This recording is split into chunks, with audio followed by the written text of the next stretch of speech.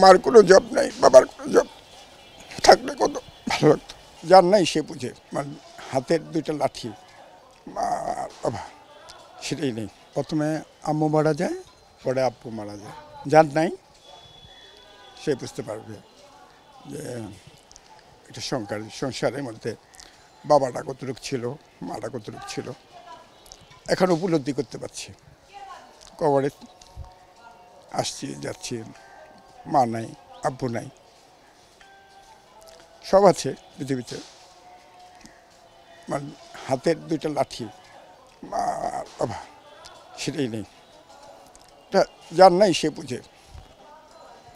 এটা খুব ফিল করি যে বাবা থাকলে কত আনন্দে থাকতাম, আর থাকলে কত আনন্দে থাকতাম। শুকরিয়া আদায় করি যে তাদের বেশ ছিল মা বাবা। দোয়া করি যাদের আছে মা বাবা, তারা যেন সহকারে যত্ন সহকারে আদর যত্ন করে, ভালোভাবে যাতে ফিল করে যে বাবাটা কি, তাদের জন্য দোয়া করি। ওয়ালটন টেলিভিশন মাত্র 25,490 টাকায় পাচ্ছেন গুগল টিভি। পারিবারিক কারণে হয়তো বা বাবা মাকে বৃদ্ধাশ্রমে যায়, কিন্তু বর্তমানে যে এই শিশুজনের বাপ মাকে বৃদ্ধাশ্রম দিয়ে দেয়, কিন্তু যারা পুরানা 20 বছর 30 বছর আগে যারা আছে তারা কখনো মা বাবাকে ছাড়তে চায় না, কিন্তু বর্তমানে পরিবেশে মা বাবাকে বৃদ্ধাশ্রম দেয়।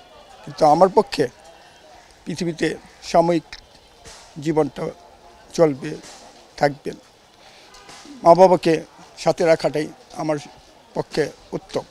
ঈদের চাঁদা জায়গা থেকে তখন উপলব্ধি হয় যে আমার মা বাবাটা কোথাও গরু কিনতে যেতে পারি,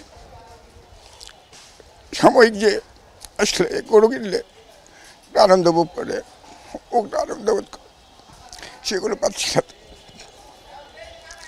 মা বাবাটা যাদের নাই তারা বুঝতে পারে। এই আসছি, হাঁটতেছি, মার কোনো জব নাই, বাবার কোনো জব থাকলে কত ভালো লাগতো।